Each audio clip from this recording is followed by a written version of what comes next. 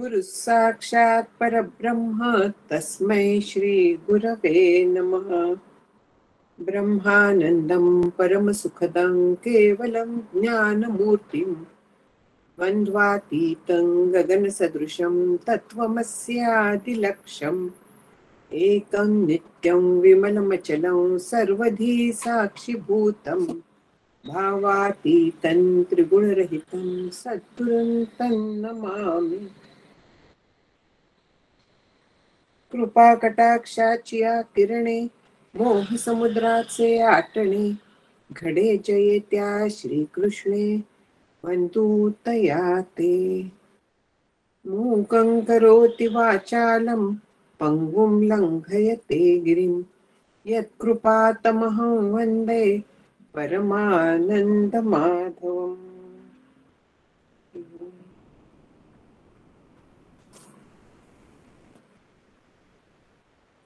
गेल्या वेळी आपण पाहिलं, सुरुवात केली आहे ती सर्व ब्रह्मेती विवरण म्हणून जो 7वं प्रकरण आहे, पूर्वार्धातलं शेवटचं प्रकरण, तर त्याला आपण सुरुवात केली होती.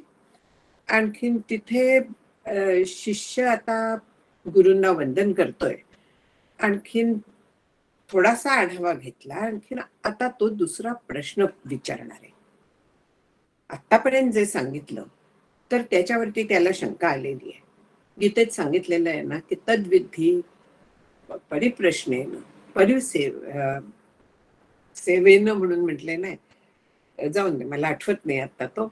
परिप्रश्नेन सेवया उपदेक्षन्ति ते ज्ञानम ज्ञानेन तत्वदर्शिनः. मग तद्विधी प्रणिपातेन परिप्रश्नेन इथे प्रश्न विचारलेला आहे. आणखीन आपण जे प्रश्न विचारतो ना ते आपल्याला खरोखरी काय अडचण असली, काही समजत नसलं तर प्रश्न विचारायचे असतात, किंवा मला कळलाय ते बरोबर आहे का हे जाणून घेण्यासाठी त्या दृष्टीने सांगून प्रश्न विचारायचे असतात. वेळ काळ बघून प्रश्न विचारायचे असतात, कधीही प्रश्न विचारायचे नसतात. इथे श्री गुरु शिष्याला सांगायला बसलेले आहेत, सांगतायत. आणखी म्हणून आता शिष्य प्रश्न विचारतोय की इतका वेळ आपण उपदेश केला, माया अविद्या तेची आरिसे तेथ परब्रह्म प्रतिबिंबे आपैसे ते जीव ईश्वर जीव येसे वेद बोलिले येथ आक्षेपू असे थोरू मुख्य बिंबी असे आकारू तरी प्रतिबिंबाचा वडंबरू दिसे दर्पणी निराकार ब्रह्मासी प्रतिबिंबाची कुटी काय असे तरी या आक्षेपासी उत्तर दिसोची. जी म्हणतात अत्यंत आदराने विचारलाय की मला एक कळत नाहीये. आपण नेहमी बिंब प्रतिबिंब म्हणतो. बिंब जे असतं तर त्याला काहीतरी आकार वगैरे असल्याशिवाय आरशात प्रतिबिंब दिसणार आहे का? पाण्यात प्रतिबिंब असेल, आरशात असेल, कुठेही असेल. माया आणखीन अविद्या ह्याच्यात प्रतिबिंब पडतं परब्रह्माचं, असं आपण म्हणतो की मायेत जे प्रतिबिंब पडतं तर त्याला आपण ईश्वर म्हणतो. आणखीन अविद्येतल्या प्रतिबिंबाला आपण जीव म्हणतो. अविद्या ही व्यष्टी सापेक्ष आहे, अज्ञान हे समष्टी सापेक्ष आहे. तर त्याला आपण ईश्वर आणि जीव अशा पद्धतीने म्हणतो. आणि ते तिथे शुद्ध आणखीन स्वच्छ असल्यामुळे प्रतिबिंब तत्काळ तिथे पडतं. मायेत काय, किंवा शेवटी अविद्या हा त्या मायेचाच भाग आहे व्यष्टी सापेक्ष. त्यामुळे त्याच्यात प्रतिबिंब पडायला वेळ लागत नाही, आपोआप पडतं. अपैसे परब्रह्म प्रतिबिंब अपैसे. तिथे आल्याबरोबर समोर काही आलं की प्रतिबिंब हे आहेच. आता इथे उन्हाची तिरीप आली, ही तिरीप आली म्हटल्यानंतर त्याच्यात जर का मी हात नेला तर तो प्रकाशित होणारच आहे, त्याच्यावरती ऊन पडणारच आहे. त्याच्यावरती जर का मी दुसरा काही आरशासारखा अशी गोष्ट नेली तर तेथे प्रतिबिंब पडतच आहे, ते चमकतच आहे. ही अशा ज्या अपैसेच पडतं त्यांना वेदाने जीव आणि ईश्वराची नावं दिली, हे मला लक्षात आलं. पण मला प्रश्न असा पडलाय की मुख्य बिंबी होय आकारू तरी प्रतिबिंबाचा वडंबरू दिसे दर्पणी. मुख्य बिंबाला जर का आकार रूप वगैरे असलं, आकार म्हणजे रूप, रूप म्हणजे केवळ सुंदर रूप किंवा कुरूप अशा शब्द नाहीये. तर रूप म्हणजे आकार. अनेक कण एकत्र येऊन जेव्हा काही आकार बनतो तेव्हा त्या पदार्थाला रूप आहे असं म्हणतात. आणखीन असं जेव्हा असतं, रूप असतं, काहीतरी आकार असतो, तर त्यावेळे तिथे त्याचं प्रतिबिंब पडतं. ब्रह्म पडलं निराकार. निराकार कारण ते निरवयव आहे. निरवयव आहे म्हणजे ते कणांचं बनलेलं नाहीये. तिथे कण नाहीयेत. आकाश जसं निरवयव आहे, आकाश आपल्याला ह्या आकाराचं असं दाखवता येतं का? आपण म्हणतो घटाकाश, म्हणजे वास्तविक ते घटाच्या आकाराचं झालंय का झाल्यासारखं झालंय? घटाच्या आकाराचं झालंय की घटाच्या आकाराचं झाल्यासारखं झालंय? वास्तविक घटाच्या आकाराचं झाल्यासारखं झालंय. ते घटात कोंडल्यासारखं झालंय. कोंडलाय का ते? नाही. कारण घटाच्या ज्या भिंती म्हणूया आपण, माती जी आहे त्या मातीच्या कणाकणात आकाश आहे. ते नाही अशी जागा नाहीये. अगदी ऍटमला सुद्धा आकाश व्यापून राहतं. आपल्याला कल्पना आहे की सूर्यमालेसारखीच ऍटमची रचना असते आणि सूर्यमालेतले ग्रह जसे आकाशात फिरत असतात तसेच ऍटम देखील त्या न्यूक्लियसच्या भोवती फिरत असतात. म्हणजे आकाश नाही अशी जागा आहे का? अजिबात नाहीये. पण तरी देखील त्या आकाशाला आपण घटाकाश म्हणतो. जसं देहातल्या ब्रह्माला आपण आत्मा म्हणतो, आणखीन देहाबाहेरल्या ब्रह्माला ब्रह्म म्हणतो किंवा देहाबाहेरच्या आत्म्याला ब्रह्म म्हणतो. दोन्ही बाजूंनी हे अशा पद्धतीने असम निराकार जे ब्रह्म आहे, ज्याला काहीही आकार नाहीये, त्याला प्रतिबिंब कुठनं आलं? मायेतने अविद्येत प्रतिबिंब पडतं म्हणता. प्रतिबिंब कसं काय पडेल? कशा पद्धतीने हे प्रतिबिंब आहे हे मला काही कळत नाहीये. तर हे आपण कृपा करून याचं उत्तर द्यावं. जी मध्ये हे कृपा करून द्यावं, आपण द्यावं, हे सगळं आलं. जी अत्यंत आदरार्थी शब्द आहे. यायचा शिष्याचा संदेहो, ऐकवनी उठिला स्नेहो. म्हणे सर्वज्ञांचा रावो, बोले श्री गुरुस्वामी. मग सर्वज्ञांचा रावो, बोले श्री गुरुस्वामी. श्री गुरु सर्वज्ञ म्हणजे जे एक जाणलं तर सर्व जाणल्यासारखं होतं असं जे ब्रह्मतत्व आहे. कारण अधिष्ठान जाणलं की अध्यस्त जाणल्यासारखंच आहे. अध्यस्थाला सत्ताच नसते. ते अधिष्ठान ब्रह्म जाणणारे आणि म्हणून त्यांना सर्वज्ञ स्वामी असं म्हटलेलं आहे. सर्वज्ञांचा रावो म्हटलेला आहे गुरुस्वामींना. श्री गुरूंचा जेव्हा लक्षणं सांगितली जातात तर त्यावेळेसच ब्रह्म जाणणारे हे त्यांचं मुख्य लक्षण आहे. दयाळू हे आणखीन लक्षण आहे. वेदज्ञ हे आणखीन लक्षण आहे.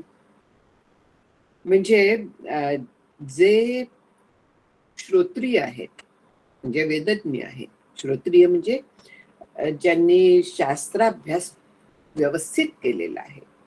जे दयाळू आहेत, कारण शिष्याविषयी कणव असल्याशिवाय, जगाविषयी कणव असल्याशिवाय कोणी मनापासून उपदेश करायला जात नाही. म्हणून ते दयाळू आहेत. आणखीन ते सर्वज्ञ म्हणजे प्रत्यक्ष ब्रह्मानुभवी आहेत. असे हे जे श्री गुरुस्वामी आहेत ते दयाळू असल्यामुळे त्यांना शिष्याच्या प्रश्नाने मोठं कौतुक वाटलं. शिष्याचं स्नेहाचं भरतं आलं, प्रेम वाटलं. का वाटलं? की हा शिष्य जो आहे हा मनापासून प्रश्न विचारतोय, विचार करतोय. नुसतं ऐकलेलं ऐकून गप्प बसत नाहीये, तर त्यावर तो मनन करतोय, विचार करतोय, ज्या शंका येतील त्या विचारतोय. अशा पद्धतीने त्याचं चाललेलं आहे. म्हणून त्यांना ते कौतुक वाटलं. आणखीन ताबडतोब ते प्रश्न द्यायला, त्याच्या प्रश्नाचं उत्तर द्यायला त्यांनी सुरुवात केली. ते काय म्हणाले की बिंब प्रतिबिंब न्यावो, तेथींचा बुझसी अभिप्रावो. ते वेळी तुझा आक्षेपू वावो तूची म्हणसी. तू जर का बिंब आणखीन प्रतिबिंब न्याव म्हणजे युक्ती. बिंब प्रतिबिंब ही युक्ती किंवा न्याय म्हणजे युक्ती हा त्याचा एक अर्थ आहे. ती जर का तू सिस्टीम समजावून घेतलीस, हे सगळं आपल्यासाठी शास्त्रकारांनी पद्धती बसवून दिलेली आहे. अवच्छेदवाद आहे, बिंब प्रतिबिंबवाद आहे, साभासवाद आहे. हे सगळे जे वाद आहेत हे आपल्याला कुठले पटतायत आपल्या बुद्धीप्रमाणे, आपल्या अनेक जन्मांच्या संस्कारांप्रमाणे, त्यानुसार आपण ते वापरायचे.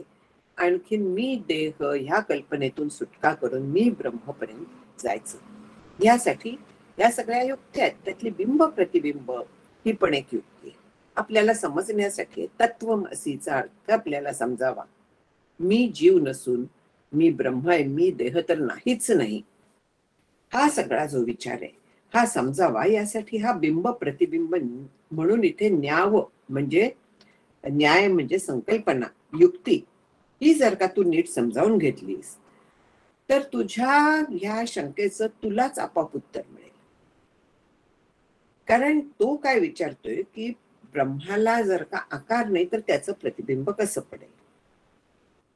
याला दुसरं एक उत्तर दिलेलं आहे, ते इथे नाही आहे, पण त्याला उदाहरण आकाशाचं दिलेलं आहे की आकाशाला आकार नाहीये हे खरं आहे, पण आपण जेव्हा आरशात सुद्धा प्रतिबिंब बघतो तेव्हा आपल्याला खोली जाणवते की नाही. आपल्याला 3 डायमेन्शनल दिसतं, म्हणजे खोली आपल्याला जाणवतं. आपल्याला केवळ एक फ्लॅट असं कागदासारखा आपण दिसत नाही. किंवा घटामध्ये जेव्हा आपण बघतो, समजा आपल्याला चांदण्या दिसल्या, चंद्र दिसला घटामध्ये, तर त्या किती अंतरावरती आहेत असंच वाटतं ना आपल्याला. खोल कुठेतरी त्या पाण्यात आहेत असंच दिसतं. म्हणजे डेप्थचा, त्या खोलीचा आपल्याला जो भास होतो ते आकाशाचं प्रतिबिंब आहे. जर का तिथे आकाशाचं प्रतिबिंब पडत नसतं, निराकार निरवयव वस्तूचं असं जर का प्रतिबिंब पडत नसतं, तर त्या चंद्र चांदण्या इतक्या अंतरावरती आहेत हे प्रतिबिंबाने कळलं नसतं आपल्याला. ती खोली जी आहे ती तो आकाशाचा प्रतिबिंब आहे. ह्या साध्या प्रतिबिंबाबद्दल बोलतायत, पण इथलं जे प्रतिबिंब आहे हे जीव आणखीन ईश्वर ह्या संदर्भातलं पूर्ण वेगळं प्रतिबिंब आहे. त्याचा इथे विचार करायचा आहे. मग आता ते काय समजावून सांगतायत ते बघू की निराकारे निराभासे ब्रह्मी प्रतिबिंब कायेसे तुझे वाक्य अनादिसे केली म्हणावे. तू जे म्हणतोयस की निराकार आणखीन अरूप आणखीन ज्याला काहीही विशेष नाही अशा ब्रह्माचं प्रतिबिंब कसं पडेल, तर तुझा आक्षेप हा काही चुकीचा म्हणता येत नाही. तू म्हणतोयस ते सामान्य दृष्टीने पाहिलं तर अगदी योग्य आहे. शिष्याचा प्रश्न योग्य आहे हे शिष्याला सांगायला लागतं. तू मूर्ख आहेस, काय प्रश्न विचारतोस असं बोलून चालत नाही, कारण हा मूर्खपणा नाहीच आहे. त्यांनी लॉजिक वापरलेलं आहे. आणखीन दुसरं असं असतं की आपले, हे मी पुष्कळ वेळा पाहिला की हा प्रश्न कसा विचारू असा लोकांना, अनेक लोकांना प्रश्न पडतात की हा मग हसणार नाहीत का, हा किती बालिश प्रश्न आहे असं वाटत जातं. कुठलाही प्रश्न बालिश नसतो. जे आपल्याला कळलं नाही ते समजावून घेणं हे आपलं काम आहे. आणखीन लोक काय म्हणतायत ह्याच्याशी आपल्याला काय कर्तव्य आहे, आपल्याला समजावून घ्यायचं असतं ना. आपल्याला जर का समजावून घ्यायचं आहे तर प्रश्न विचारल्याशिवाय आपल्याला समजणार आहे का. मग जेव्हा समजेल तेव्हा, जेव्हा आपल्याला योग्य पुस्तक मिळेल तेव्हा, जेव्हा आपण योग्य नेमकं तीच गोष्ट प्रवचनात ऐकू तेव्हा मग कळेल, मग मी पुढे जाईन. त्याच्यापेक्षा योग्य वेळी जर का विचारूनच घेतलं, कोण काय म्हणेल याचा विचार करायचा नाही. हा मात्र प्रश्न जेन्युइन पाहिजे. असा जर का असला तर विचारायला कधीच अडचण नसते. कोणीही अशा वेळेस काय मूर्खपणाचा प्रश्न आहे असं म्हणत नाही, कारण कधी ना कधी प्रत्येक माणूस याच्यातून गेलेलं असतं. कोणीही आकाशातनं पडलेलं नाहीये. प्रत्येकाला अभ्यास करूनच प्रश्नांची उत्तर मिळत असतात किंवा कोणीतरी देऊन उत्तर मिळत असतात. त्यामुळे प्रश्न विचारणं हे आपलं काम आहे हे आपण लक्षात घ्यायचं. त्याच्याशिवाय आपण पुढे जाऊ शकत नाही. म्हणून इथे श्री गुरूंनी त्याच्या प्रश्नाला असं कसं म्हणतोस म्हणून म्हटलं नाही की काय हे तू अजून समजावून नाही घेतलं, बिंब प्रतिबिंब म्हणजे काय, आणि म्हणून तुला प्रश्न विचारायला लागतायत, काय मूर्ख आहेस वगैरे, हे नाही. बिंब प्रतिबिंब त्यांनी सांगितलेलं आहे, पण तरी देखील प्रश्न जर का पडलेला आहे हा, तर त्याचं उत्तर देणं हे श्री गुरूंचं काम आहे. त्याप्रमाणे ते करतायत की तथापि माया ते साभास प्रतिबिंब कसं काय म्हणून जे म्हणतायत ते ब्रह्म निराभास आहे, निराकार आहे, हे मान्य आहे. पण माया जी आहे ती कशी आहे? तथापि माया ते साभास अविद्या तेही तादृश उभयाचे लक्षण अनिर्देश्य नव्हे स्फूर्ती रूपे. म्हणजे माया आणखीन अविद्या जी आहे ती साभास आहे. साभास आहे म्हणजे एक प्रकारे रूप आहे. ते रूप कसं आहे ते बघूया. कसं आहे ते? स्फूर्ती रूपे म्हटलंय. म्हणजे जाणीव जी आहे, ब्रह्माला जी जाणीव झाली त्याला माया म्हणतात. मूळ माया म्हणजे ब्रह्मावरती उठणारी जाणीव. मी आहे ही जी स्वतःला जी जाणीव झाली तर त्याला माया म्हणतात. आणखीन हे जाणीव हे स्वरूप असल्यामुळे मायेचं आणखीन अविद्या हा तिचाच भाग आहे. तर त्यांचं वर्णन करणं आपल्याला शक्य होतं. शास्त्र काय सांगतं की अविद्या ही भावरूप आहे म्हणून ती विद्येला प्रतिबंध करते. माया ही भावरूप आहे त्यामुळे सगळं जग आपल्याला निर्माण झाल्यासारखं वाटतं. म्हणून ही स्फूर्ती रूपे, जाणीव रूपे त्याला रूप आहे. आता इथे रूपाची संकल्पना बदललेली आहे हे लक्षात घ्यायचं. एक एक इंद्रियांची जसं मागे आपण पाहिलं की इंद्रियांचा अर्थ मुकुंदराजाने जो केलेला आहे तर तो आता कानामध्ये ऐकावं वाटणं, ऐकण्याच्या मागे जेव्हा मन जातं, ती वृत्ती जेव्हा तिथे जाते तर तेव्हा त्याला इंद्रिय म्हटलेलं आहे. संकल्पना ज्या आहेत त्या अशा पद्धतीने आपण वेगवेगळ्या समजावून घेतल्या ना तर आपल्याला वेगवेगळ्या पैलूतून विचार करता येतो. आणखीन आपण जितक्या असा सभोवार नीट विचार करायला लागू तितकं आपल्याला आकलन जास्त होतं. ज्ञानेश्वर माऊलींची ही आहे बघा, अभंग जो आहे त्याच्यात करतळी आवळे तैसा हरी असं म्हटलेलं आहे. आवळ्याची का उपमा दिली? तिथे दुसरी का नाही उपमा दिली? संत्र वगैरे अशी उपमा का नाही दिली? करतरी आवळे तैसा हरी म्हटलेलं आहे. तळ हातावरती मी आवळा ठेवला. आवळा कसा असतो? गोल वाटोळा असतो, कुठेही चपटा भाग नाहीये तिला. आता संत्र्याला काय, जर का त्याचा तो चपटा भाग जो आहे तो आपल्या हातावरती ठेवला तर आपण तेवढाच जो आपल्या बाजूला दिसतोय तेवढा भाग बघू शकू, वरचा भाग बघू शकू. पण आवळा जो आहे तो हात जरा असा हलवला की आवळा गोल गोल फिरतो आणि तो सगळ्या बाजूनी आपल्याला दिसू शकतो. म्हणजे त्याचं सर्वांगीण ज्ञान होतं. कुठे डाग आहे का, मागच्या बाजूला लपला असला तरी असा हात हलवला की आवळा गोल फिरतो, सगळ्या दिशेने फिरतो. म्हणून करतळे आवळे तैसा हरी म्हणून माऊली म्हणतात. करतल आमल कवत स्वच्छ कळलं असं आपण म्हणतो. आणि मग त्याच्यावरनं अपभ्रंश होऊन हातचा मळ म्हणून शब्द आला. पण इथे जे म्हटलेलं आहे की कुठे गेला तो ओवी, माया साभास आहे ती स्फूर्ती रूपाने आहे. आणखी अशा वेगवेगळ्या पैलूतनं आपण जेव्हा ब्रह्म समजावून घेतो तेव्हा ब्रह्माच्या भोवती आपण फिरू शकत नाहीये.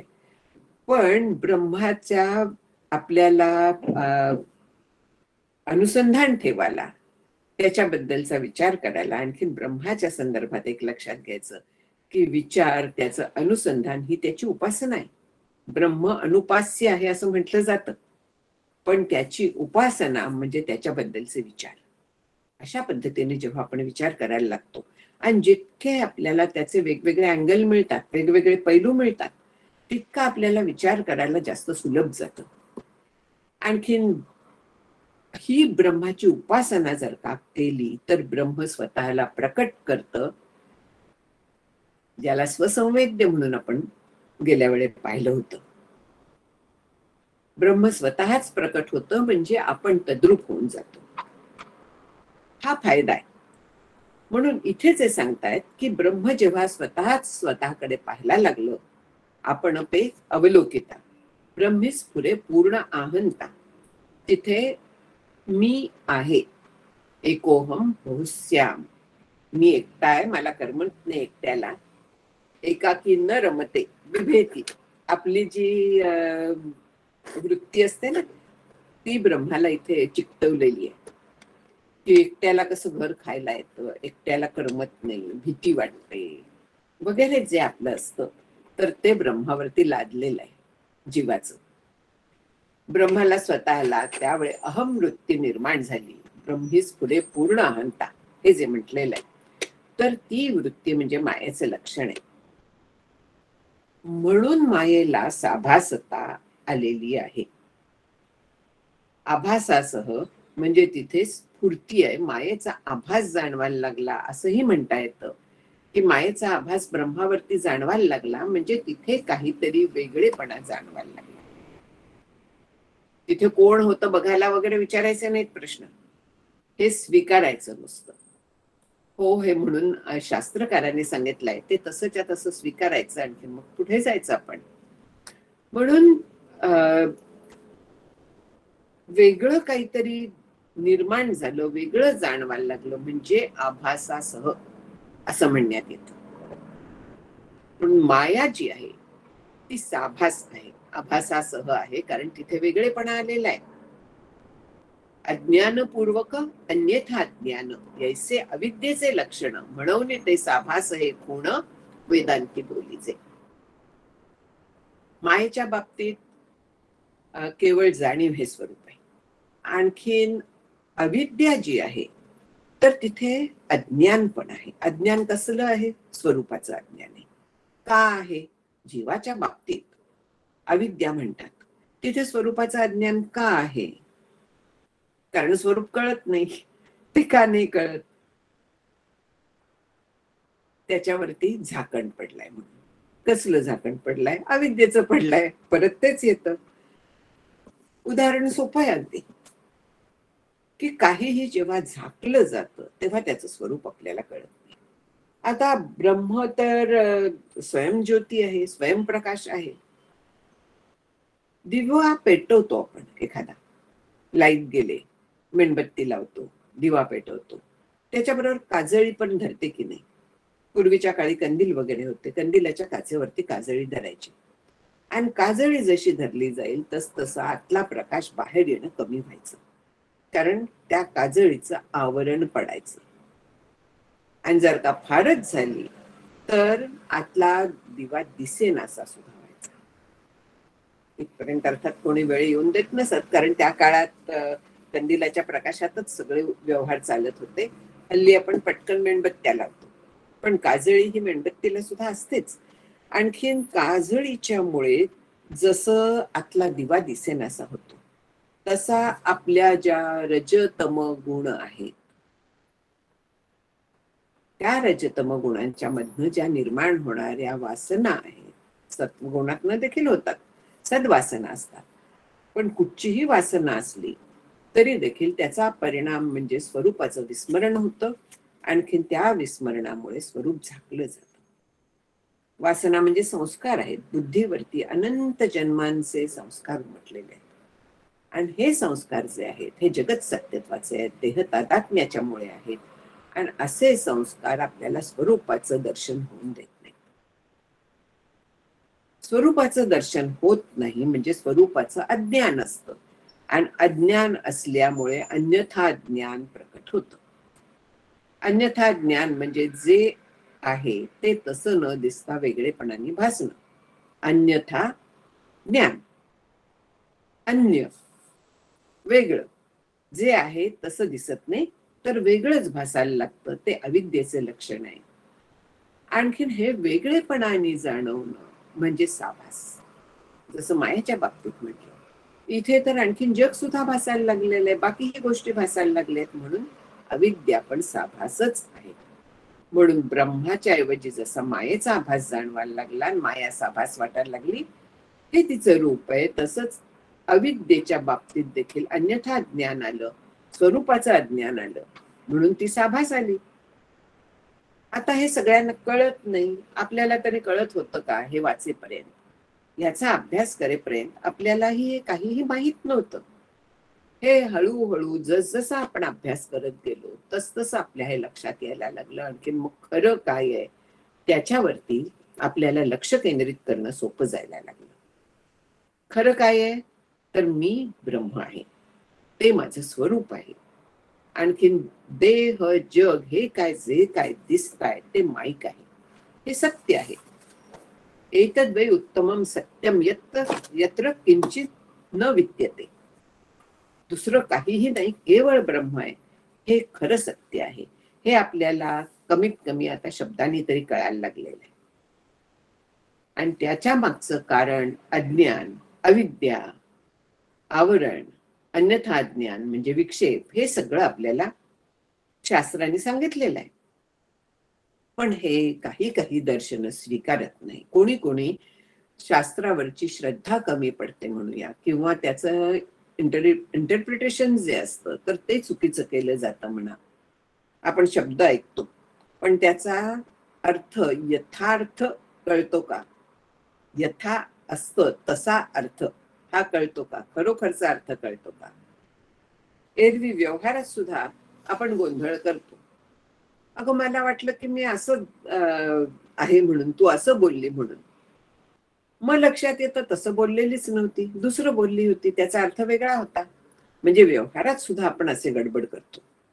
शास्त्र तर अत्यंत सटल आहे, अत्यंत सूक्ष्म आहे. त्याचे अर्थ जाणून घेणं हे तेवढी सूक्ष्म आणखीन शुद्ध बुद्धी असल्याशिवाय शक्य होत नाही. आपल्याला जेव्हा खूप कोणीही सांगून सुद्धा कळत नाही ना, तेव्हा आपल्याला स्वीकारायला लागतं की आपली बुद्धी अजून शुद्ध व्हायला हवी आहे. स्वतःची स्वतः परीक्षा करायची असते. आपली बुद्धी शुद्ध झाली तर आपल्याला कळायला वेळ लागणार नाही. हळूहळू ती सूक्ष्मगामी होते. जसजसा आपण अभ्यास करतो, उपासना करतो, निष्काम कर्म सुरू ठेवतो, त्यावेळी अभ्यास करून करून करून बुद्धी सूक्ष्मात जायला काय म्हणूया तयार होते, तेवढी केपेबल होते, सूक्ष्माचा वेध घेऊ शकते ती. आणि अशी सूक्ष्मगामी बुद्धी डेव्हलप करणं हे आपलं काम आहे. साधना ह्याला म्हणतायत की अशी बुद्धी आपण तयार करणं, आणखीन त्या बुद्धीचा उपयोग करून शास्त्राचा आतमध्ये शिरणं. शास्त्र काय सांगताय, नक्की काय आहे हे समजावून घेणं. पण सगळ्यांनी असं नाही केलं. जिथे कोणी कोणी अगदी बेसिक गोष्टींना अडले, कोणी आणखीन पुढे गेलो, कोणी आणखीन पुढे गेले, आणि प्रत्येकाच्या मतानी वेगवेगळी दर्शन किंवा वाद किंवा मत ही तयार झाली. जी 100च्या वरती जास्त वाद म्हणतात, म्हणजे ब्रह्म म्हणजे काय, जीव म्हणजे काय, ह्याच्याबद्दलची जी मतं आहेत त्यांना वाद म्हणतात, किंवा मतप्रवाह म्हणतात, किंवा दर्शन म्हणतात. ही दर्शनं तयार झाली. त्याच्यात वेद प्रामाण्य मानणारी जी दर्शन आहेत त्यांना आस्तिक दर्शन असं नाव आहे. आणखी वेद प्रामाण्य नाकारणारी जी दर्शन आहेत त्यांना नास्तिक दर्शन म्हणतात. इथे ईश्वराचा संबंध नाहीये. आपल्याला वाटतं की जे ईश्वराला मानतात ते आस्तिक, आणखीन ईश्वराला मानत नाहीत ते नास्तिक. तसं नाहीये. वेद प्रामाण्य न मानणारे जे आहेत ते नास्तिक आहेत, आणखीन वेद प्रमाण म्हणून जे स्वीकारतात तर ते आस्तिक आहेत.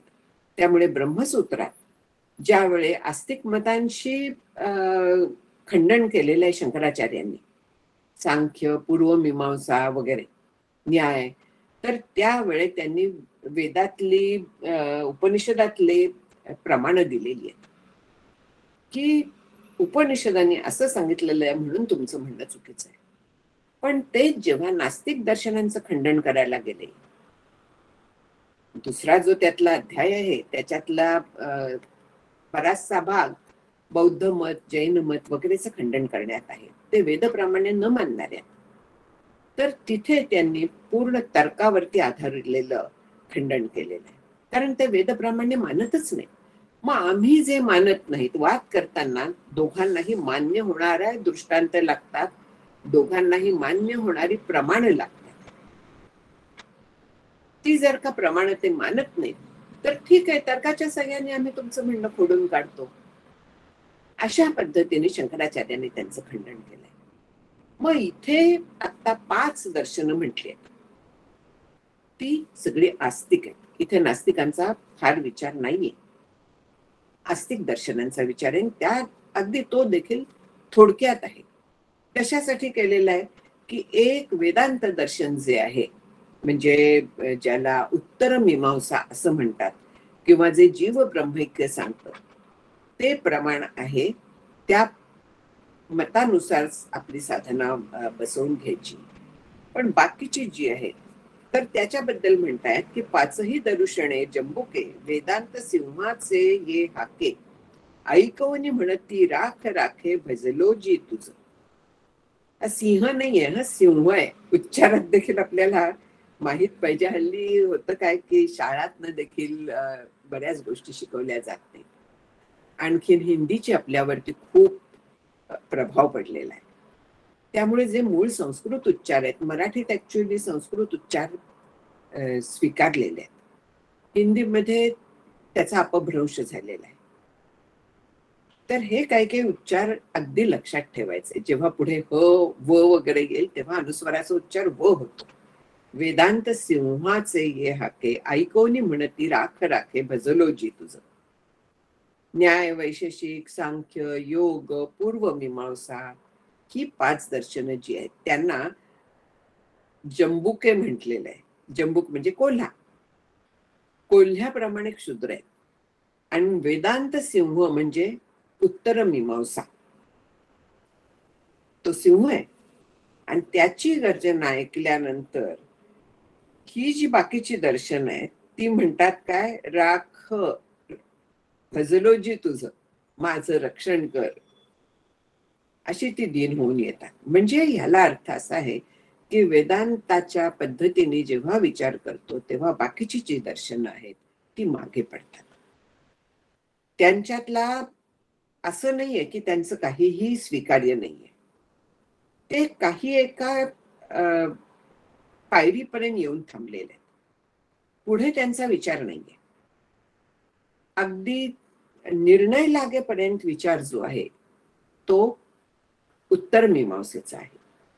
त्याच्या आधीची जी दर्शन आहे ती काही एका ठराविक पायरीपर्यंत येऊन थांबलेली आहे.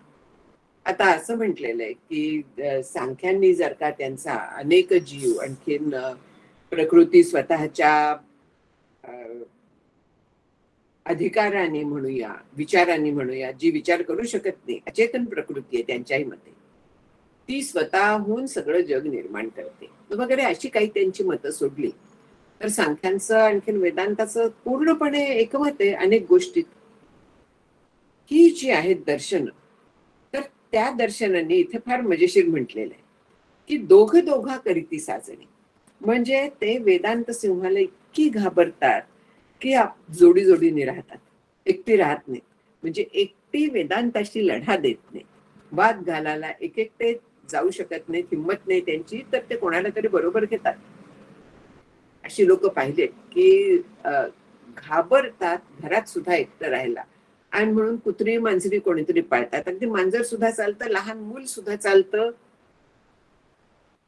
कोणीतरी पाहिजे बरोबर. आता हे इलॉजिकल आहे. मांजर काय रक्षण करणार आहे, लहान मूल काय रक्षण करणार आहे, पण तरी देखील दुसरा कोणीतरी जीव आहे म्हटल्यानंतर बरं वाटतं, भीती जाते. अगदी इलॉजिकल आहेत ह्या काही काही गोष्टी, पण अशा कुठेतरी मनाला आपल्या आधार मिळतो. आणखीन अशा पद्धतीने खूप उदाहरणं पाहिलेली आहेत की तेवढा बुडत्याला काडीचा आधार म्हणतात, तशा तऱ्हेचा त्यांना तेवढा आधार पुरतो. तसा इथे जे म्हटलेलं आहे की ही 5 दर्शने जोडी जोडीने येतात, जोडी जोडीने त्यांची मतं आहेत. आता न्याय वैशेषिक म्हणतात, त्यांची मतं बहुतांशी सारखी आहेत. जग सत्य आहे, अनेक पदार्थ सत्य आहेत, त्यातले नित्य असं त्याला म्हणतात ते. नंतर सांख्य आणखीन योग अशी दुसरी जोडी आहे, ती जोडी द्वैतसत्य मानणारी आहे. हे सगळेच द्वैतसत्य मानणारे आहेत, पण सांख्य आणखीन योग 9 पदार्थ नाही मानत एवढं आहे. तिथे द्वैत मात्र सत्य मानतातच. आणखी पूर्वमीमांसक जे आहेत तर ते जास्त संख्यांच्या बरोबर जातात, कारण ही दोन्ही दर्शनं ईश्वर मानत नाहीत. इथेच मग आजचं आस्तिक आणि नास्तिक जे म्हटलं ना, पूर्वमीमांसा म्हणजे जे यज्ञ याग वगैरे करतात, दैवतांची अनेक उपासना करतात, ते ईश्वर मानित नाहीत, ईश्वर तत्व मानित नाहीत. उपासना करतात, यज्ञ करतात, इंद्र वरुण अग्नी वगैरेंच्यासाठी आहुती देतात, पण ईश्वर तत्व सगळं करतं हे ते मानत नाही. म्हणजे आपण जे करता करता ईश्वर आहे असं म्हणतो, ईश्वर सर्व भूतानां हृदयेषु तिष्ठती भ्रामयन् सर्व भूतानि यंत्रारूढानि मायया, हे जे आपण म्हणतो ते मानत नाहीत. ईश्वर तत्व मानत नाहीत, ईश्वर सगळं सृष्टी निर्माण करतो मानत नाहीत. त्यांच्या मते प्रकृतीच निर्माण करते. ही काही भेद आहेत. आणि अशी ह्या जोड्या आहेत, ते एकत्र येऊन वेदांताचा पराभव करायला बघतात. राजकारणात पण असंच चालतं ना, काही फरक नाहीये. पाचाही दर्शनांचा झुंजारू हा वेदांतासी सांडजे बडीवारू, जो एकू एकांग विरू जो ख्यातिवादी. एका वेदांत दर्शनातच ह्या सगळे जरी पाचही एकत्र आले तरी त्यांच्याशी तो झुंज घेऊ शकतो. त्यांच्याशी तेवढं सामर्थ्य आहे त्याच्यात. ख्यातिवादी म्हटलंय म्हणजे हा जो एकू एकांग वीर, एकटा एक वीर आहे त्यांच्यात. आणखीन ख्याती म्हणजे विचाराची पद्धत आहे. जग कसं दिसतं वेगवेगळ्या पद्धतीने मांडलेलं आहे. त्याच्यात सत्ख्याती आहे, असत्ख्याती आहे, अन्यथा ख्याती आहे, अनिर्वचनीय ख्याती आहे वेदांताची. अनेक या 5-6 ख्याती आहेत, ह्या विचाराच्या पद्धती आहेत. उदाहरण सांगते की जी सत्ख्याती आहे, तर सत्ख्यातीमध्ये प्रत्येक गोष्ट सत म्हणजे खरीच आहे. याचा अर्थ ज्यावेळी शिंपलीवरती चांदी भासते त्यावेळी तिथे चांदी प्रत्यक्ष असते असं त्यांचं मत आहे. तिथे ते भासते असं नाही म्हणत, तर तिथे ती असतेच, असते म्हणून दिसते असं त्यांचं मत आहे. आणि जेव्हा शिंपलीचं ज्ञान होतं तेव्हा काय होतं, तेव्हा चांदी जाते, कारण त्यांच्या मते प्रत्येक पदार्थात बाकीचे सगळे पदार्थ अंतर्भूत आहेत. त्यामुळे त्यावेळी शिंपलीत जेव्हा दिसत नव्हती, चांदी दिसत होती, तेव्हा तिथे चांदीच प्रकट झाली, शिंपली नाही. हे आपल्याला मत ऐकून सुद्धा मजा वाटते. मग ज्यावेळी ती चांदी दिसतीये शिंपलीमध्ये, त्यावेळी जर का कोणाला तरी सांगितलं, अरे ती चांदी उचल, आणखीन ती जरा अग्नीत टाक, गाळ ती, तिथे आपल्याला चांदी मिळणार आहे का, चांदीचा गोळा मिळणार आहे का, लगड मिळेल का, तिथे शिंपलीचं भस्म मिळेल. खरोखरी जर का चांदी असती, ह्याला दिसतीये म्हणून चांदी वितळली आणखीन त्याची लगड केली, असं होणार आहे का?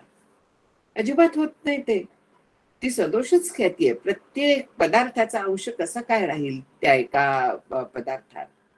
म्हणजे सर्प पण तिथला सत्य दोरीवरती भासणारा, अशा पद्धतीने त्यांचा तो विचार आहे सत्ख्यातीवाद्यांचा. असत्ख्याती म्हणजे काहीच नाहीये, आणि काहीच नाही मधून शून्यामधनं हे सगळं निर्माण झालं. आता शून्यातनं निर्माण होणं अशक्य आहे. काहीतरी जेव्हा असतं तेव्हा काहीतरी दुसरं निर्माण होऊ शकतं त्याच्यापासून. शून्यातनं निर्माण होणं हे मतच चुकीचं आहे. किंवा अन्यथा ख्याती बघणं, ह्या सगळ्या विचार करायच्या ज्या पद्धती आहेत तर त्या चुकीच्या आहेत. अन्यथा ख्यातीमध्ये 2 पद्धती आहेत ऍक्च्युली. त्यातल्या एकीचा थोडा विचार करू की एके ठिकाणी सत्य जे आहे, सर्प समजा वारुळावरती सत्य आहे, तर तो स्मृतीच्या मुळे मला इथे दिसला, खराखुरा दिसला. स्मृतीने वारुळावरचा सर्प मला दोरीवरती दिसला. आता हे कसं काय शक्य आहे? वारुळावरचा वारुळ तिथे राहिला, आणखी तो सर्प मला इथे दिसतोय, वारुळावरती आहे आणि इथे मला दिसतोय, हे अन्यथा हे कसं काय शक्य आहे? अशा पद्धतीने ही सगळी मतं आहेत.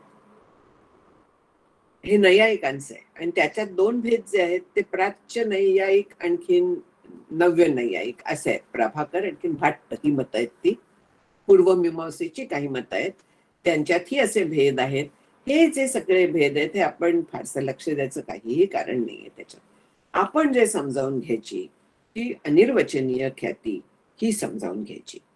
आणि अनिर्वचनीय ख्याती काय सांगते की माया जी आहे ती सतासत विलक्षण अनिर्वचनीय मिथ्या बाधयोग्य अशी आहे. प्रत्येक शब्द समजावून घ्यायला लागतं. अनिर्वचनीय ख्याती निर्दोष म्हटलेली आहे. ह्याला कारण जगाचं आणखीन ब्रह्माला धक्का न लागता जगाचं पूर्णपणे एक्सप्लेनेशन आपल्याला फक्त अनिर्वचनीय ख्यातीत मिळतं. आपण एकदा थोडासा विचार केला होता, पण आपण विसरतो. आपण विसरत असल्यामुळे परत थोडासा विचार करूया की अनिर्वचनीयचा अर्थ काय आहे. सत्विलक्षण, असत विलक्षण, सतासत विलक्षण, सत आणखीन असत म्हणून सत्ता असा शब्द होतो. त अर्धा अपूर्ण म्हणून तो सतासत विलक्षण, सत असत विलक्षण म्हणजे विलक्षण म्हणजे वेगळं, सतच्या लक्षणांची जे जुळत नाही, जे असतच्या लक्षणांची जुळत नाही असं जे आहे, तर त्याला मग कसं काय आपण म्हणू शकणार, त्याचं वर्णन कसं करता येणार. म्हणून ते अनिर्वचनीय आहे, ज्याच्याबद्दल काही कशा पद्धतीने ते कसं आहे काय आहे काही सांगता येत नाही, म्हणून अनिर्वचनीय आहे. माया जी आहे ती सत म्हणावी तर वास्तविक नाहीये, केवळ कल्पना आहे. ती ब्रह्मावरची जाणीव म्हणजे कल्पना आहे केवळ. आणि असत म्हणावी तर प्रत्यक्ष दिसतीये. मायेचा जो परिणाम आहे, हे जे जग आहे हे प्रत्यक्ष मला दिसत आहे, म्हणजे ती असत पण नाहीये. असत म्हणजे जे अस्तित्वातच नाही त्याला असत म्हणतात. आकाश नावाचा वेल आहे आणि त्याला फुलं लागतात. अशी फुलं कधी कोणी पाहिलेत? एका अणूच्या टोकावरती वसली 3 गावं, 2 वसली एक तर वसेची ना, आणि त्या न वसणाऱ्या गावात 3 आले वगैरे. हे जे आहे हे सगळं मायेचं वर्णन आहे. आणि अशी माया जी आहे की जी सतासत विलक्षण आहे, म्हणजे सत म्हणावी तर ती कल्पना आहे, असत म्हणावी तर मला दिसतेय भासतीये, म्हणून तिला अनिर्वचनीय म्हणावं. आणखीन असं जे अनिर्वचनीय त्यालाच मिथ्या असं म्हणतात, त्यालाच बाधयोग्य असं म्हणतात, जे कायम टिकणारं नाहीये, जे जाणार आहे, जे वास्तविक खरं नाहीये. विचाराच्या शस्त्रांनी ते छाटता येतं. वास्तविक ज्याला अस्तित्व नाहीये असं जे आहे ते मिथ्या बाधयोग्य. बाधयोग्य म्हणजे बाध करण्यास योग्य. मृगजळ बाधयोग्य आहे. मृगजळ दिसतंय पण ते खरं नाहीये, ही जी खात्री आहे ही मृगजळाचा बाध होणार. तसं जग दिसतंय पण ते सत्य नाहीये. जसं दिसतंय तसं नाहीये. त्याच्या सौंदर्याचा अवश्य आस्वाद घ्यावा, काहीच प्रश्न नाही. ईश्वराने केलेला आहे, अशा पद्धतीने विचार करावा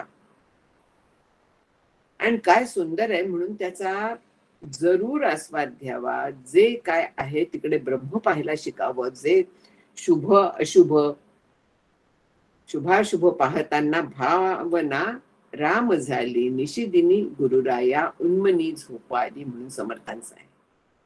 की शुभाशुभ पाहताना शुभ काय अशुभ काय, शेवटी सगळं ब्रह्मरूप आहे, रामरूप आहे हे लक्षात घ्यायचं आहे. म्हणजे अशुभ करायचं नाही, अशुभाच्या नादी लागायचं नाही, त्याचा निषेधच करायचा, पण तरी त्याचा माझ्यावरती परिणाम करून घ्यायचा नाही. मी त्यांनी अस्वस्थ व्हायचं नाही. ते असणारच आहे.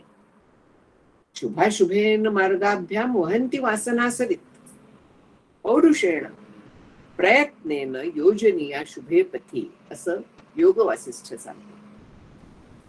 की आपल्या मनात अंतःकरणात वासना सरित म्हटलाय. वासना नावाची नदी जी आहे ती शुभ आणि अशुभ दोन्ही मार्गांनी वाहते. म्हणजे आपल्या अंतःकरणात शुभ आणि अशुभ दोन्ही तऱ्हेच्या वासना असतात. मग काय करायचं तर पौरुष आणि प्रयत्न, पुरुष प्रयत्न पुरुषार्थ ह्यानी ती योजनीय शुभे पथी म्हणजे शुभ मार्गाने वळवायची, म्हणजे शुभ कर्म करायची आणि अशुभांचा त्याग करायचा. पूर्णपणे इथे आपल्याला प्रयत्नात परमेश्वर हे सांगितलेलं आहे. प्रयत्नवाद योग वासिष्ठ्यात अतिशय हिरिरीने मांडलेला आहे. म्हणून आता इथे जे म्हटलेलं आहे की अनिर्वचनीय ख्याती जी आहे तर ती तेवढी स्वीकारावी, ती वेदांतात सांगितलेली आहे की ती निर्दोष आहे. ती या दृष्टीने निर्दोष आहे की परिणामवादात काय म्हणतात आता की दुधाचं दही होतं तसं ब्रह्माचं जग होतं. मग याच्यामध्ये त्या दह्याचं परत दूध होणार आहे का? मग ब्रह्म कायम जसं असतं तसं कसं काय असेल? ब्रह्मात बदल झाला, जग झालं म्हणजे जगाचं परत ब्रह्म होणार नाहीये. हा मोठा दोष आहे त्याच्यात. आणि जेव्हा आपण भास झाला असं म्हणतो, अनिर्वचनीय उत्पत्ती झाली असं जेव्हा म्हणतो, तर तेव्हा ते ब्रह्म जसंच्या तसं असतं आणि त्याच्यावरती नाही त्याची आभास आहे. जे खरं नाहीये ते त्याच्यावरती आपल्याला भास रूपाने दिसायला लागतं. म्हणजे ब्रह्माच्या स्वरूपाला कुठेही धक्का लागलेला नाहीये. पण त्याच्यावरती जगाचं आपल्याला स्पष्टीकरण पण मिळालं की जग जे आहे ते भासरूप आहे. म्हणून अनिर्वचनीय ख्याती जी आहे तर ती नेहमी स्वीकारावी. ती सतासत विलक्षण अनिर्वचनीय मिथ्या बाधयोग्य आहे आणि ती साभास आहे, कारण ती कळते. तिथे द्वैत आलेलं आहे, तिथे दुसरं काहीतरी भासायला लागलेलं आहे. म्हणून वेदा ते बोलावे तेची साच मानावे, ये रवावो सांडावे पाखांड मत. म्हणून जे वेदांतांनी सांगितलेलं आहे, उत्तर मीमांसा जे सांगते तर ते मत स्वीकारायचं, तेच खरं मानायचं. ग्राह्य म्हणजे स्वीकारणीय असं जे आहे ते तेवढंच आहे, साच मानावे. आणखीन येर वावो बाकीची जी मतं आहेत तर ती सगळी फुकटची आहेत, व्यर्थ आहेत, निरर्थक आहेत, ती सोडून द्यावी. त्यांना पाखांड म्हणजे पाषांड म्हटलेलं आहे. पाषांड म्हणजे वेदविरुद्ध आहे, चुकीचं आहे, ती पूर्णपणे सोडून द्यावी. वेदांताचा एकदेशी वर्तडे दैयायिक वैशेषिकांची ती पूर्व पक्षू वेदांतासी म्हणून सांडावी पै. वेदांत परिपूर्ण आहे पण त्याचं एकदेशी म्हणजे एक भाग म्हणजे अपूर्ण, एवढंच फक्त न्याय वैशेषिक वगैरे दर्शनांचं मूल्य आहे. न्याय वैशेषिक हे त्याचा अत्यंत अपूर्ण काही भाग आहे, त्यांचा पूर्व पक्ष म्हणून उपयोग होतो. न्यायशास्त्रातली जी वादाची पद्धत आहे ती वेदांतांनी स्वीकारलेली आहे बहुतांशी. न्यायशास्त्रात पंच अवयवी तर्क मानतात, म्हणजे 5 स्टेप्स मध्ये त्या तर्काचा विचार केला जातो आणि वेदांतांनी त्यातले 3 स्वीकारलेली आहेत. एवढाच फरक आहे, पण बाकी वास्तविक तो नॉमिनल फरक आहे.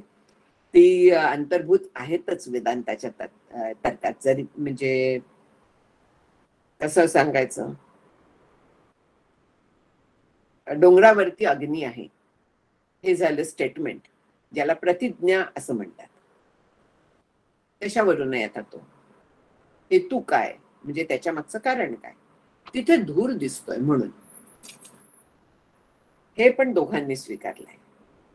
त्याचं कारण काय म्हणजे हेतू, तर डोंगरावर तिथे धूर दिसतोय, पण मग धूर आणखीन अग्नी यांचा संबंध काय आहे, तर जेव्हा जिथे अग्नी पेटवला जातो तर तिथे धूर दिसतोच. अग्नी वाचून धुराला अस्तित्वच नाहीये आणि म्हणून ज्या अर्थी तिथे धूर आहे त्या अर्थी तिथे अग्नी असला पाहिजे. हे पूर्ण मध्ये एक आहे की उदाहरण, जसं मी आता म्हटलं की जिथे अग्नी असतो त्या धुराला अग्नीशिवाय अस्तित्व नाही. जसं स्वयंपाकघरात अग्नी पेटवल्यावर तिथे धूर येतो, हे जुन्या काळचं उदाहरण दिलेलं आहे त्यांनी. तिथे दृष्टांताची पण गरज असते. वेदांत दृष्टांत देऊन थांबतो. आणखीन न्यायशास्त्र जे आहे म्हणून तिथे अग्नी आहे एवढं वाक्य पूर्ण करतं. वेदांतात ते निगमन वगैरे नाहीये, त्याला निगमन म्हणतात, हे पूर्ण करणं प्रतिज्ञा. तशा पद्धतीने तेवढं मांडणी करत नाहीत वेदांतात. पण सर्वसाधारणपणे ही न्यायशास्त्राची तर्काची प्रणाली सगळ्यांनी स्वीकारलेली आहे. आणखीन वादविवादात ह्या तर्काच्या प्रणालीनेच ते आपलं म्हणणं मांडलं जातं. म्हणून न्याय वैशेषिकांचं ही जी काही काही मतं आहेत तर ती वेदांताने स्वीकारलेली आहेत. म्हणून त्यांना वेदांताचा एकदेशी म्हणजे अपूर्णपणा तिथला जो आहे तो पूर्व पक्ष म्हणून त्यांना स्वीकारलेला आहे तसं. पण बाकीच्या त्यांच्या सगळ्या भागाचा त्यांच्या मताचा खंडन करायचं आणि त्याग करायचा. 9 नित्य पदार्थ वगैरे हे नाहीच आहेत. नित्य एकच फक्त परब्रह्म आहे हे वेदांताचं मत आहे. वेदांताचे या पूर्व भागातले भाट्ट प्रभाकर बोलते प्राभाकर सॉरी चित्तशुद्धीसी हेतुभूते परिसिद्धांतु नव्हेती. भाट्ट म्हणजे कुमारील भट्ट. भट्टांचं मत म्हणून ते भाट्ट, प्रभाकरांचं मत म्हणून प्राभाकर, प्रभाकरांचे अनुयायी ते प्राभाकर. हे संस्कृतची पद्धत आहे. हे पूर्वदर्शनाचं होतं. म्हणजे मुळातलं मत ते भाट्ट मत आहे. आणखीन त्याच्या प्रभाकरांनी काही बदल केले ते प्राभाकर मत झालं. आणि ह्या पूर्वमीमांसेच्या दर्शनांतर्गत तिथे जेव्हा आपण उपासना करतो, जेव्हा यज्ञ याग करतो, त्याने चित्तशुद्धीला मदत होते, उपासनेने चित्त शांती होते. हे सगळं खरंय. पण तिथे जीव ब्रह्मैक्य नाही. त्यांचं मत मोठं मजेशीर आहे. भाट्ट मत भेदाभेदवादी आहेत. म्हणजे ते भेद पण सत्य म्हणतात नाही अभेद पण सत्य म्हणतात. काही एका ह्याच्यात भेद सत्य, काही एका ह्याच्यात अभेद सत्य. उदाहरण काजव्याचं म्हणा. काजवा कसा कधी उजेड दाखवतो, कधी उजेड दाखवत नाही. तो जसं एकातच असतो तसं भेदाभेदवादी. ते सगळं आपण सोडून देऊया. ते भेदासह अभेद मानतात. ते कसं शक्य आहे? भेदासह अभेद हे मुळातलं वाक्यच वदतो व्याघात आहे. म्हणजे बोलण्यात बोलणं नाहीये इथे. म्हणून हे जे आहे हे त्याज्य आहे. तिथे उपासना मात्र अवश्य करावी. कारण उपासनेने चित्त शुद्धी होते, चित्त शांती होते. वेदांगत्वे प्रमाणे होती किरू येरे दर्शने परी साधनाची साध्य कव्हणे बोली जाईल पा. आता हे जे पूर्वमीमांसा वगैरे दर्शन ही बाकीची आहे तर ती आपापल्या पद्धतीने त्यांना जेवढं लक्षात आलंय तेवढ्या पद्धतीने अर्थ लावायचा प्रयत्न करतात. किंवा आपण असंही म्हणू शकतो की आपल्यासाठी त्या ऋषींनी अत्यंत दयाळूपर्यंत तिथेच थांबले की ज्यांना अद्वैत पेलत नाही, पचत नाही, तर त्यांच्यासाठी ठीक आहे बाबांनो, तुम्ही भेद सत्य माना आणि उपासना करा आणि चित्तशुद्धी वगैरे झाल्यानंतर तुम्हाला पुढलं कळेल. अशा पद्धतीनेही त्याचं कोणी कोणी मांडणी केलेली आहे. म्हणून ही जरी वेद मानत असली तरी त्या वेदातला सगळा भाग ते स्वीकारत नाहीत. ते काय म्हणूया साधन आहेत. ते जे सांगतायत यज्ञ याग उपासना ती साधन आहेत. जी साधन आहेत ती साध्य कशी काय होतील? साध्य होता साधनांचा ठाव नाही. साधन गळून पडतं, साधनाचा उपयोग नाहीये. जेव्हा आपण नावेनी होडी पार करतो तेव्हा काय नाव डोक्यावरती घेऊन जात नाही, नाव आपण तिथेच सोडून देतो. तसं साध्य जे आहे ते जेव्हा मिळतं तेव्हा साधनांचा उपयोग नाही. साध्यापर्यंत पोचायला उपयोग आहे वगैरे सगळं मान्य आहे, पण साधन हे साध्य कधीच असू शकत नाही. तसं हे कर्मकांडाच्या बद्दल आहे. त्याला उदाहरण दिलंय की जैसे बहिरंग साधन देह तृप्तीसी कारण तैसे मुक्तीविषयी प्रमाण कर्मकांड हे. उदाहरण दिलंय की बहिरंग साधन देह तृप्तीसी म्हणजे बहिरंग म्हणजे आता पूर्णपणे तृप्ती आपल्याला खरी होते तर ती जीव ब्रह्मैक्य ज्ञानाने होते. म्हणजे कसली इच्छाच उरत नाही. पण याचा अर्थ देहाच्या गरजा थांबत नाही. जरी जाहला संन्यासी तरी 12 वाजता तोंडवासी. हे तर आहेच. म्हणून अन्नाने देहाची तृप्ती होते, मनाची होत नाही. मन विषयांच्या मागे धावतच राहतं, पण देहाची मात्र पूर्ण तृप्ती होते. तसंच मोक्षाच्या संदर्भात हे जे कर्मकांड आहे हे बहिरंग आहे.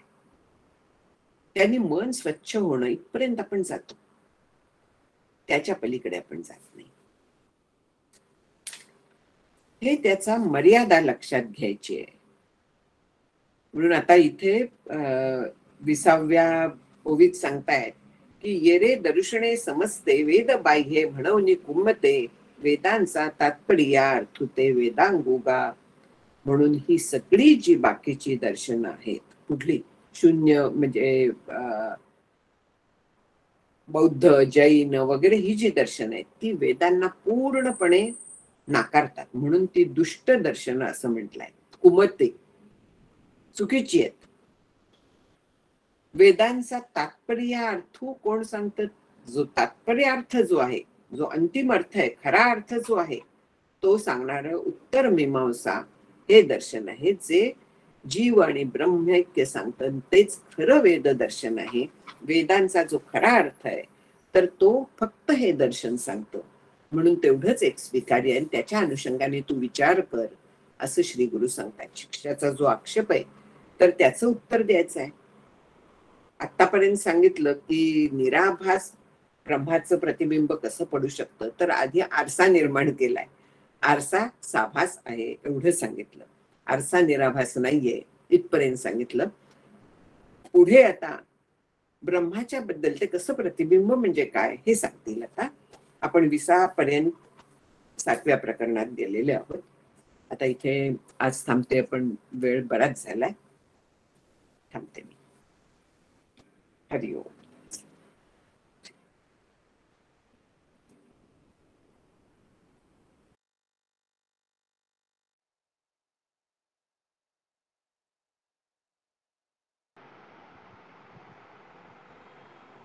श्लोक घ्यायचा का? हो प्राजक्ता, श्लोक येतेस?